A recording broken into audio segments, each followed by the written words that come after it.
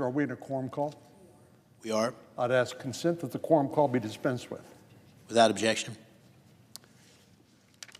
Mr. President, after Mayor Mondani was elected in New York City, the word affordability became all the buzz among the political classes and among the media, as if this was something new. But obviously, affordability is not something new. It's actually always been among the most important issues that voters and my constituents in Texas and Americans generally have felt was important because, of course, it deals with their quality of life and their standard of living. And it's always been an important issue. But a year ago, in November, the American people delivered a clear message that the Biden administration, who presided over 40-year high inflation, was taking the country in the wrong direction. President Trump received the electoral vote, the popular vote, and won every swing state, and Republicans secured majorities in both houses, both the House and the Senate. This year, it's been up to the Republicans to course correct, and one of the most significant factors that has guided us is the need to address the burden of rising costs on everything. Inputs into farming and ranching, the costs of commodities, food on the kitchen table, all of these are very real and important and urgent issues that we have tried to address. And there's more we can and should do. But under President Biden, the country experienced, as I said, historic levels of inflation not seen since Jimmy Carter was president of the United States. Cumulative inflation from the time President Biden took office until he left was 20.6%. Stated another way, everything cost more than 20% more from the time President Biden took office to the time he left. That's a huge cut in the standard of living and a huge increase in the cost of living for all Americans. By the time he left the White House, a typical family in Texas, for example, would have to pay an additional $12,427 every year just to maintain the same standard of living that they had enjoyed when President Biden first took office. So that's like getting a $12,427 pay cut each year for the average Texas family. Last November, when President Trump was reelected, 58% of Americans said they thought the country was on the wrong track. So it's no surprise that they voted for a new direction. Actually, I think two things helped President Trump the most. One was his pledge to secure the border, which he's done. And secondly, his pledge to deal with this issue of rising inflation and increasing costs of living. President Biden's policies no doubt contributed to the pain that families were and still are feeling in their paycheck. And now, of course, it's one thing to identify a problem, and it's harder still to do something about it. There is obviously no silver bullet that can magically make inflation disappear. The Federal Reserve continues to struggle with this issue when they deal with monetary policy, what the interest rates are. The good news is the rate of inflation has gone down, but we still have a higher baseline sticking around from the Biden era. In other words, prices are rising more slowly, but they're still high.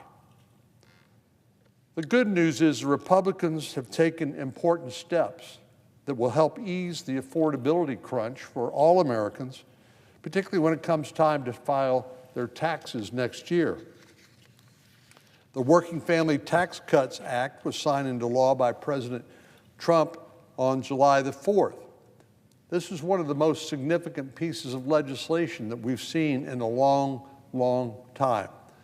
And one of the challenges we've had in trying to explain it is there's so much in there that it's really hard to break it down into digestible pieces where folks can understand. But the truth is, this legislation will help Americans keep more of what they earn by lowering taxes across the board. And not a single Senate Democrat voted for it. Essentially, by voting against it, they voted for a $3,000 tax increase on most families back in Texas. The Working Family Tax Cuts Act permanently increased the standard deduction to $15,750, including an annual adjustment for inflation. Without our legislation, the standard deduction would have dropped to $8,300 next year.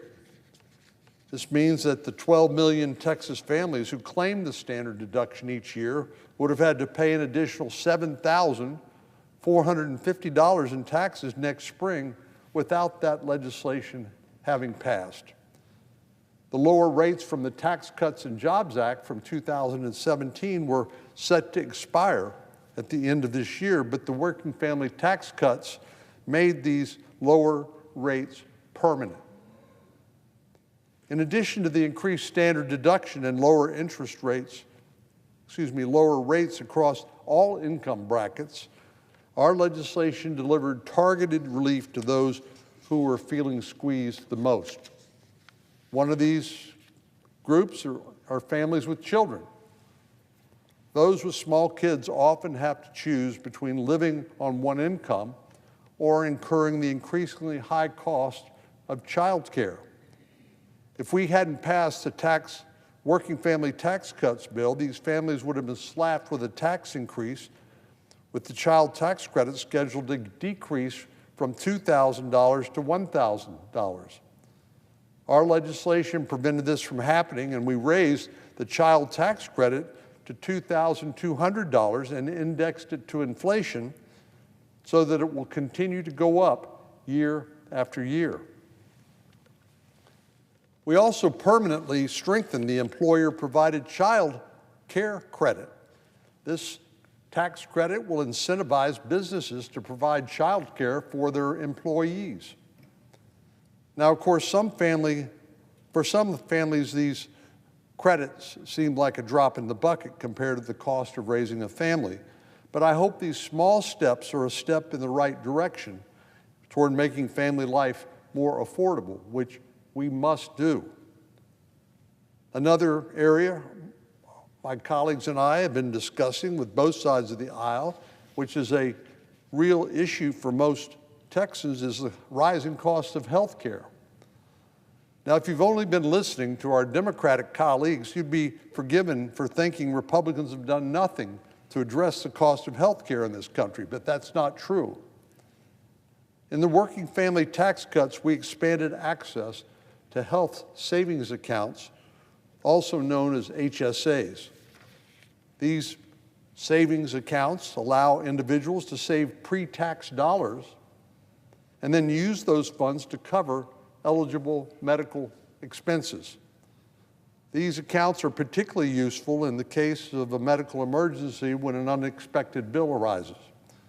We expanded eligibility for these health savings accounts to individual bronze market and catastrophic plans starting in 2026.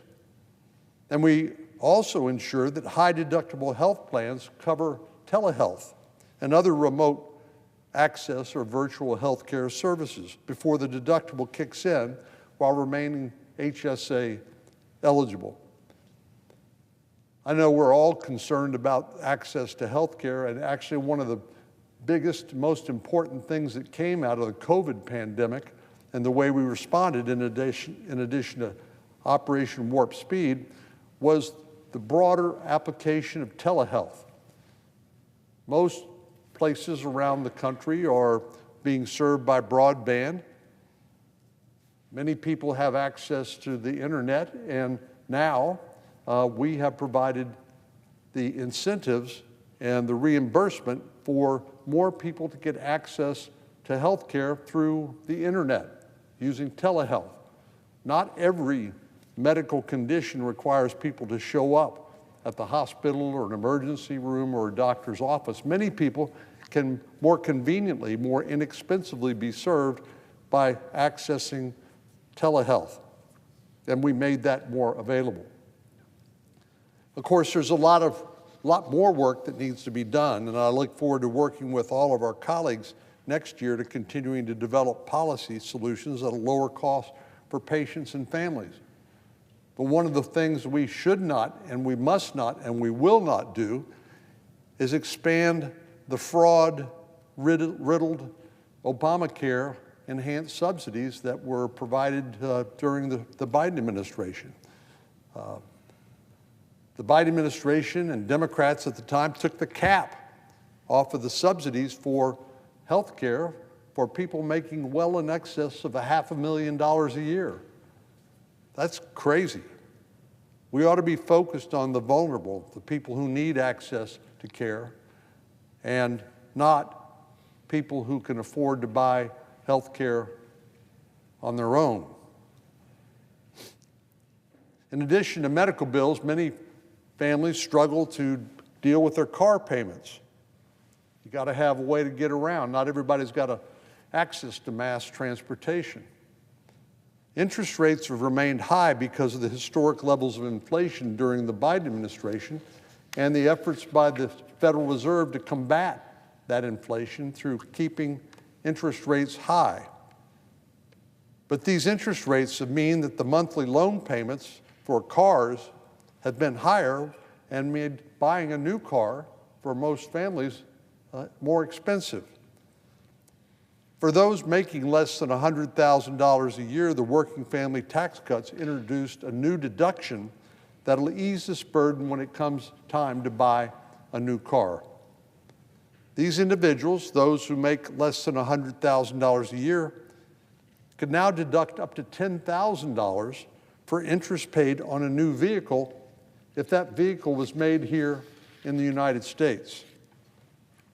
This was a much-needed course correction from President Biden's so-called Inflation Reduction Act, which did nothing to reduce inflation, by the way, which offered tax credits for electric vehicles that were produced in reliance on Chinese supply chains, and perversely taxed low-income and working-class families in order to provide subsidies for rich people who could buy electric vehicles. Just bizarre. Instead of incentivizing the purchase of these exotic vehicles that undermine American manufacturing, Republicans are rightly delivering tax relief to the working middle class who are struggling just to make ends meet, and in this case, to afford a new car. But that's not all. This legislation also delivered a historic win for the working class with no tax on tips and no tax on overtime. Many folks, me included, at some point in their adult life, end up working waiting tables or in some sort of service industry. So the idea now that more folks working their way up the economic ladder can now enjoy no tax on tips and no tax on overtime, which will actually incentivize people to work more, which we need, without seeing their tax bill go up. Employees and self-employed individuals can now deduct up to $25,000 on qualified tip income through 2028. Next time you go to a restaurant or a bar, why don't you ask the wait staff what they think about President Trump's no tax on tips and no tax on overtime. I've done that, and it's no surprise they welcome that with open arms. Single filers can now deduct up to $12,500 on qualified overtime income. You know, a lot of our law enforcement personnel, our first responders, work more than one job. They may work a side job for security or something like that. And now they can deduct If they choose to work overtime, they can now deduct up to $12,500 on qualified overtime income. And now seniors can deduct an additional $6,000 on their Social Security benefits. But all of these enhanced deductions will ensure that those who are experiencing the brunt of the affordability burden will have a little more breathing room when tax day comes around next year. The Biden administration created long-lasting harm by its profligate spending habits, its wasteful Washington spending, which drove inflation and prices high and inputs for everybody who makes anything in America or grows anything for that matter. So while we tackle the 40-year high inflation rate, and it is coming down, thankfully, these steps that we've taken in the Working Family Tax Act, I think will help us nudge the economy where it matters most, which is at the kitchen table, in the right direction and make life more affordable and the standard of living better for our constituents. The working family tax cuts may seem abstract right now, but when it comes to next year, I think folks back home in Texas, Pennsylvania, California, all around the country are going to welcome the good work that we did together with President Trump to pass the Working Family Tax Cuts Act, because it will improve their standard of living and make life more affordable for them. There's still more work to be done, but I believe Republicans have delivered an important first step toward making life more affordable for the people we represent. Mr. President, I yield the floor.